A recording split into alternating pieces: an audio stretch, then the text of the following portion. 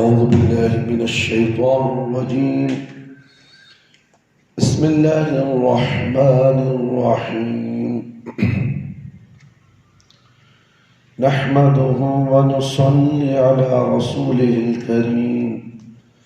أما بعد. سورة الواقعہ مکیہ. سورہ واقعہ مکی ہے. اس میں 96 آیتیں اور 3 رکوع ہیں.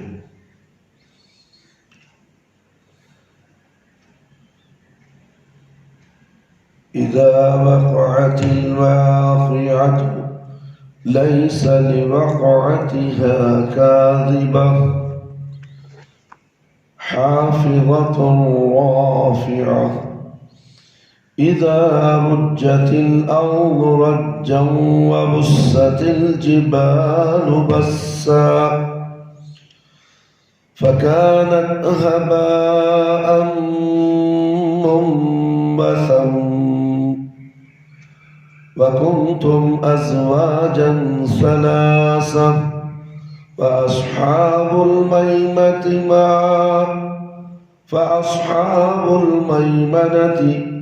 ما أصحاب الميمنة وأصحاب المشأمة ما أصحاب المشأمة والسابقون السابقون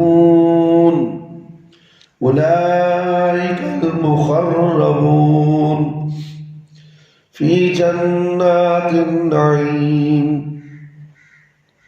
ثلة من الأولين وقليل من الآخرين على سرور موضونة متكئين عليها متقابلين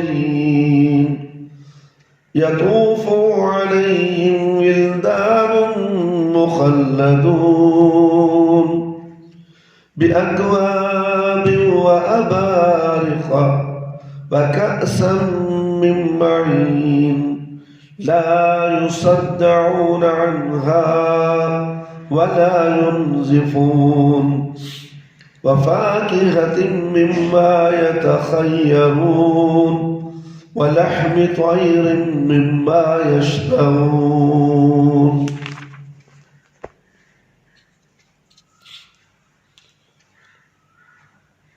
بہت ہی بابرکت ہے آپ کے اس رب کا نام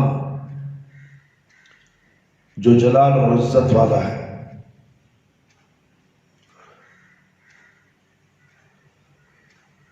میں شروع کرتا ہوں اللہ کے نام سے جو نہایت مہربان بے حد رحم کرنے والا ہے. جب قیامت واقع ہو جائے گی تو کوئی چیز اس کی وقوع پذیر ہونے کو جھٹلانے والی نہیں ہوگی. وہ کسی کو نیچا اور ذلیل کرنے والی اور کسی کو اونچا اور معزز بنانے والی ہوگی. جس زمین میں پوری شدت کے ساتھ ہلا دی جائے گی اور پہاڑ ریزہ ریزہ کر دیے جائیں گے، بس وہ غبارہ بن کر اڑنے لگیں گے. اور لوگوں تم 3 جماعتوں میں بڑھ جاؤ گے. ایک جماعت دائیں والوں کی ہوگی، کیا ہی خوش قسمت ہوں گے دائیں والے. دوسری جماعت بائیں والے ہوگی، کیا ہی بد قسمت ہوں گے بائیں والے. اور نیکیوں میں سب سے سبقت کر جانے والے تو سب سے آگے ہی ہوں گے. وہی لوگ اللہ کے مقرب بندے ہوں گے، وہ نعمتوں والی جنتوں میں رہیں گے. سبقت کرنے والوں کا ایک بڑا گروہ اگلوں میں سے ہوگا اور ان کی تعداد پچھلوں میں سے کم ہوگی. وہ لوگ سونے کے تاروں سے بنے تخت پر آرام فرما ہوں گے، ان پر ٹیک لگائے آمنے سامنے بیٹھے ہوں گے. ان کے سامنے ایسے لڑکے پھرتے رہیں گے جو ہمیشہ ایک ہی جیسے رہیں گے. ان کے ہاتھوں میں پیالے اور جگ اور شراب لبریز جام ہوں گے. شراب سے لبریز جام ہوگے جسے پی کر نہ ان کے سر میں گرانی ہوگی نہ ہی ان کی عقل متاثر ہوگی، اور انہیں اپنی پسند کے بہت سارے پھل ملیں گے اور اپنی خواہش اور رغبت کے مطابق پرندوں کے گوشت ملے گی۔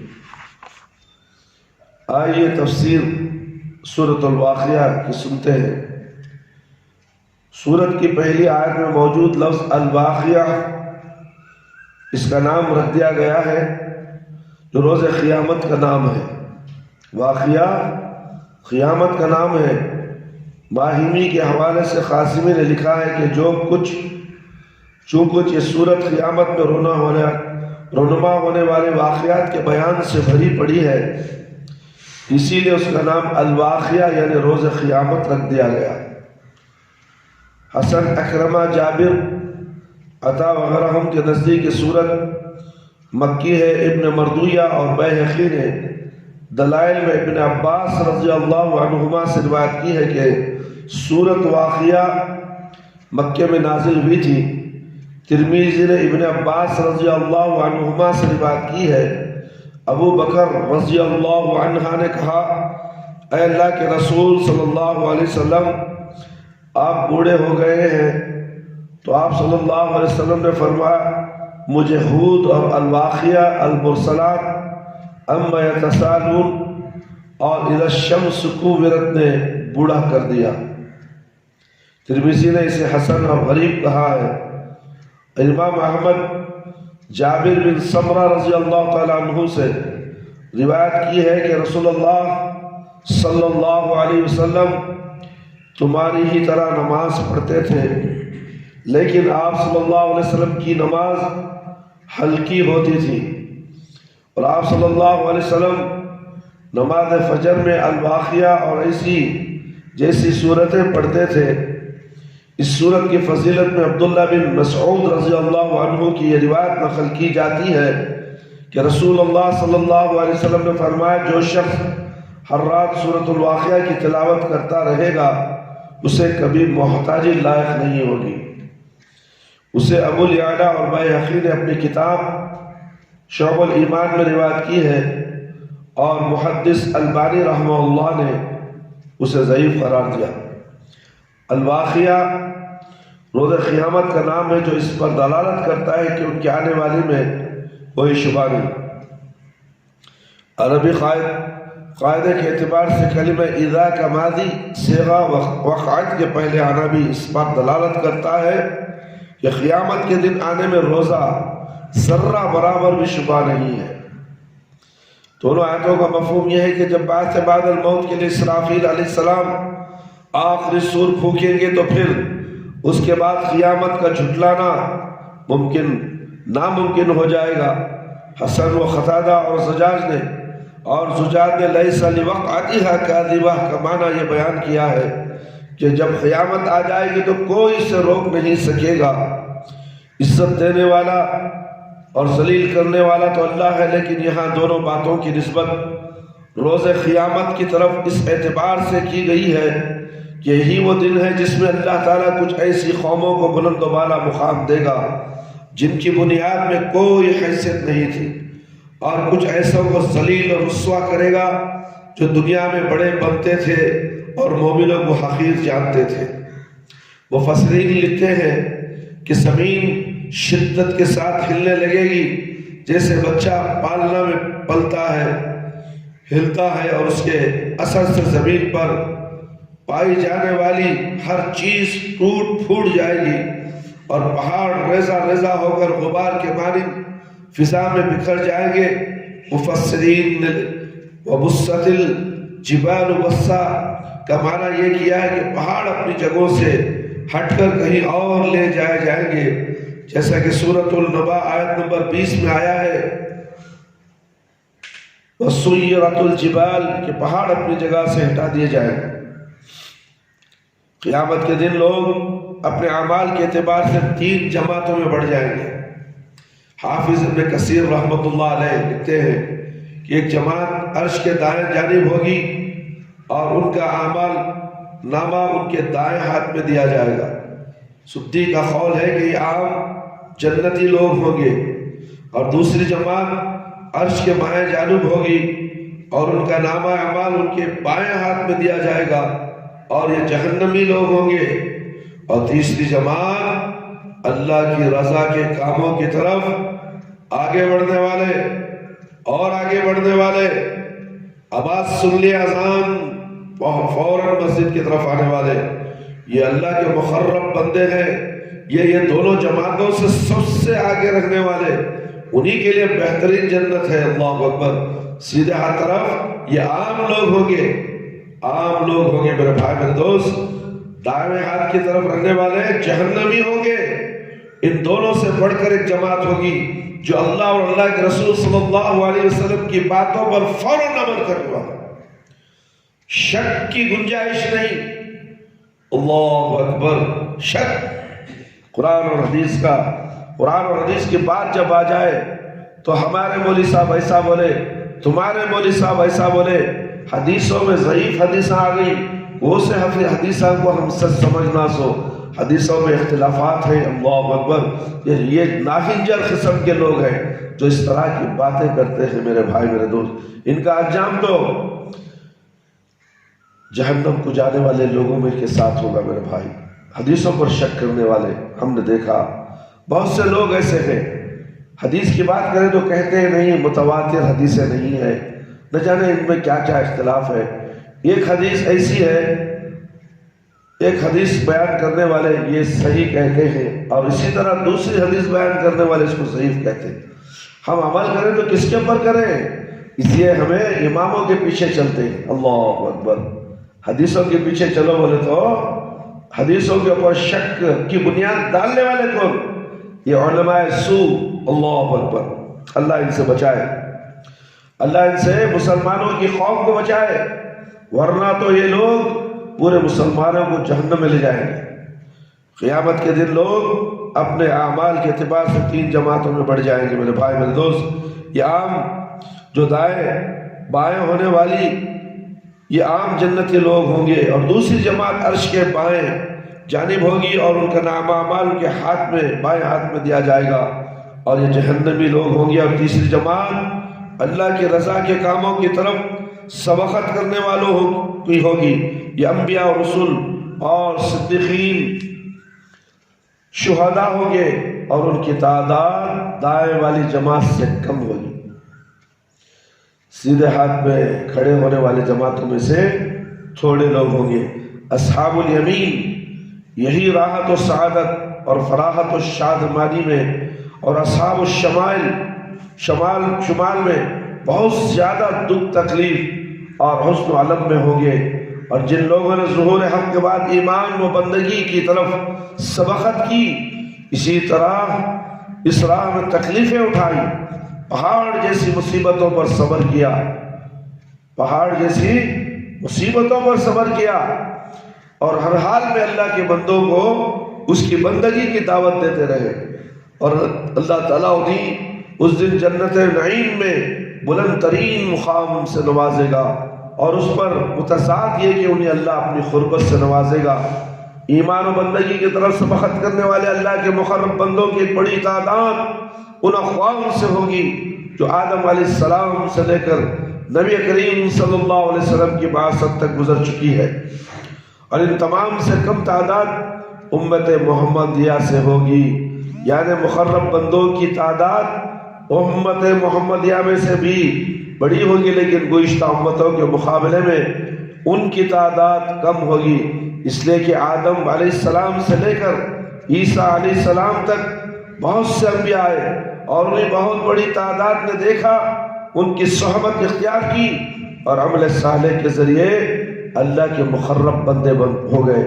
شوکانی رحمۃ اللہ علیہ لکھتے ہیں کہ یہ قول صحیح مسلم میں عبداللہ بن مسعود رضی اللہ عنہ سے مروی حدیث کے مخالف نہیں ہے، جس میں نبی کریم صلی اللہ علیہ وسلم نے فرمایا ہے مجھے قوی امید ہے کہ تمہاری تعداد اہل جنت کی 1/4 ہوگی، پھر فرمایا 1/3، پھر فرمایا تمہاری تعداد اہل جنت کی آدھی ہوگی، اس لیے کہ آیت میں اللہ کے مقرب ترین بندوں کا ذکر آیا ہے، اور حدیث میں عام اہل جنت کا ذکر ہے، جنہیں قرآن میں اصحاب الیمین سے مراد تعبیر کیا گیا ہے، یعنی امت محمدیہ کے اصحاب الیمین اور اللہ کے مقرب بندوں کی مجموعی تعداد اہل جنت کی آدھی تعداد ہوگی۔ اللہ کے یہ مقرب بندے ایسے تختوں پر بیٹھے ہوں گے جن میں ہیرے موتی اور جواہر جڑے ہوں گے، اور سب ایک دوسرے کے سامنے ہوں گے، تمام کے مرتبے برابر ہوں گے، اور ان کے درمیان کوئی پردہ حائل نہیں ہوگا۔ ان کی خدمت کے لیے ہر دم ان کے ارد گرد لڑکے، ایسے لڑکے موجود ہوں گے جو نہ بوڑھے ہوں گے اور نہ ان کی شکلیں بدلے گی اور نہ وہ مریں گے۔ بعض کہتے ہیں کہ وہ مسلمانوں کے چھوٹے بچے ہوں گے جو کوئی عمل صالح کرنے سے پہلے ہی مر گئے تھے۔ بعض کا خیال ہے کہ وہ مشرکین کے بچے ہوں گے، اور تیسرا قول جو بعید از مکان نہیں کہ انہیں اللہ تعالیٰ جنت میں اہل جنت کی خدمت کے لیے پیدا کرے گا۔ واللہ عالم، وہ بچے اللہ کے ان مقرب بندوں کو انواع و اقسام کے پیالوں میں مختلف قسم کے مشروبات اور شراب بھر بھر کر پیش کریں گے، جن سے ان کے کام و دہن غایت درجہ لطف اندوز ہوں گے، جن کے پینے سے انہیں نہ کوئی تکلیف ہوگی اور نہ نشہ آئے گا اور نہ ہی ان کی عقل متاثر ہوگی۔ وہ بچے ان کے پسندیدہ پھل پیش کریں گے۔ حافظ ابن کثیر رحمت اللہ علیہ لکھتے ہیں کہ آیت دلیل ہے کہ آدمی کے لیے پھل چن چن کے کھانا جائز ہے، اور اس کی تائید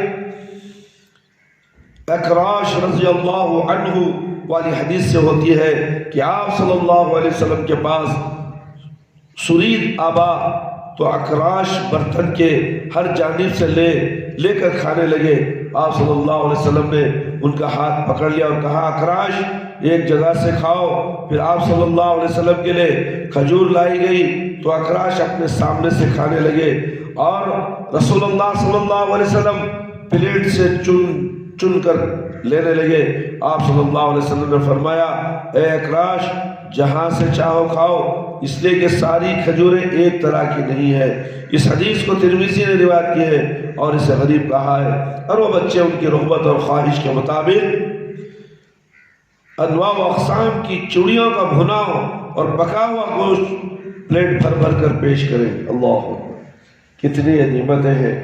دنیا میں بھی اللہ تعالیٰ نے ہمیں بہت سی نعمتوں سے نوازا ہے، اور آخرت میں بھی اللہ تعالیٰ جنتیوں کے لیے بہترین سے بہترین نعمتیں، اور نوجوان لڑکے، کم عمر کے لڑکے اللہ تعالیٰ ان کو ہمارے حوالے کرے گا ہماری خدمت کے لیے، جو دنیا میں شعور سے پہلے مر گئے تھے، جو بچے پیدا ہونے کے بعد اسلام کیا ہے نہیں جانے، دین کیا نہیں جانے۔ یہ جو بچے تھے مر گئے تھے، وہ کافر کے بھی ہو سکتے ہیں، مشرکین کے بھی ہو سکتے ہیں، مسلمانوں کے بھی ہو سکتے ہیں، مگر قیامت کے دن وہ جنتوں کی خدمت کے لیے پیش کیے جائیں گے۔ میرے بھائی میرے دوست، اس لیے میرے بھائی ہم اللہ تعالیٰ کی کن کن نعمتوں کو جھٹلائیں گے؟ کیا ہم اللہ کی نعمتوں کو یاد کرتے ہوئے کیا ہم نے 5 وقت کی نماز پڑھی ہے؟ کیا ہم نے ہر روز قرآن کریم کی تلاوت کی ہے، جو ساری دنیا کی سپر پاور کتاب ہے؟ اس کی کتاب کے مقابلے میں کوئی کتاب نہیں ہے۔ ساری دنیا کی کتابیں بیکار ہیں قرآن کے سامنے۔ میرے بھائی میرے دوست، آج مسلمانوں نے قرآن کو بھلا دیا، قرآن کی تلاوت کو بھلا دیا، قرآن کی تلاوت ہی نہیں کرتے، بلکہ قرآن تو سننا بھی پسند نہیں کرتے، قرآن کی آیتوں پہ غور بھی کرنا پسند نہیں کرتے۔ اسی لیے تو کرونا کی بیماری ہمارے سروں پر منڈلا رہی ہے۔ اللہ اکبر، سمندر کی طرح ٹھاٹے مارتے ہوئی کرونا کی بیماری زمین پر قہر برسا رہی ہے، لوگوں کا لقمہ اجل بن رہی ہے، لوگ مر رہے ہیں، دھڑام سے مر رہے ہیں، مگر ابھی تک وہ بیماری کا علاج ابھی ہمارے آنکھوں کے سامنے نہیں آیا، اس لیے کہ ہم اللہ کے نافرمان ہیں، اتنا سو ہونے کے باوجود بھی مسجد خالی، فجر کی نماز کوئی مائی کا لال پڑھنے کے لیے تیار نہیں۔ اس کے اندر علماء کرام بھی شامل ہیں، بڑے بڑے علماء بھی شامل ہیں، فجر کی نماز سے غائب۔ اکا دکا کوئی اللہ کا نیک بندہ جو اللہ سے ڈرتا ہے وہ فجر کی نماز میں حاضر ہوتا ہے۔ مسجد کے اندر 2 ہوں گے یا 3 ہوں گے 10 ہوں گے، مگر بہت سے مسجدیں خالی پڑے ہیں۔ میرے بھائی میرے دوست، آؤ ہم ایک اللہ کی عبادت کریں، ایک نبی صلی اللہ علیہ وسلم کی اطاعت کریں، اور فرما برداری میں سب سے آگے رہیں، اور آگے پیچھے نہ رہیں اور اطاعت و فرما برداری کریں، اور وقت نماز آ جائے تو فوراً نماز کے لیے گھروں سے کاروباروں سے نکلتے ہوئے فوراً نماز ادا کرے، پھر اس کے بعد پھر اپنا کاروبار کرے۔ انشاءاللہ اللہ تعالیٰ اس کاروبار میں برکت دے گا، ہماری اولادوں میں برکت عطا فرمائے گا، ہمارے گھروں میں برکت عطا فرمائے گا، ہمارے بیوی بچوں میں برکت عطا فرمائے گا، اور یہ ہمارے لیے راحت اور سکون کا سایہ بن جائیں گے، سامان بن جائیں گے۔ میرے بھائی میرے دوست، ہم اللہ کو بلا دیے، جس کی وجہ سے اللہ رب العالمین ہم تمام سے یعنی ساری دنیا کے انسانوں سے ناراض ہو چکے ہیں۔ اب بھی وقت ہے، توبہ استغفار کیجئے، ہاتھ اٹھائیے، اللہ کے دربار میں دعا کیجئے، اے اللہ اس کرونا کی بیماری سے ہم سب کو چھٹکارا دلا دے، اے اللہ اس خوف و ہراس کی بیماری سے اللہ ہم سب کو نجات دے دے میرے پروردگار۔ اے اللہ جو بھی لوگ اس بیماری میں مبتلا ہیں اللہ ان کو شفا کل شفا عاجلہ عطا فرما، اے اللہ تو رحم کرنے والا ہم سب پر رحم فرما، آمین یا رب العالمین۔ ربنا تقبل منا انك انت السميع العليم وتب علينا انك انت التواب الرحيم سبحان ربك رب العزة عما يصفون والسلام على المرسلين والحمد لله رب العالمين۔ يا حي يا قيوم برحمتك استغيث۔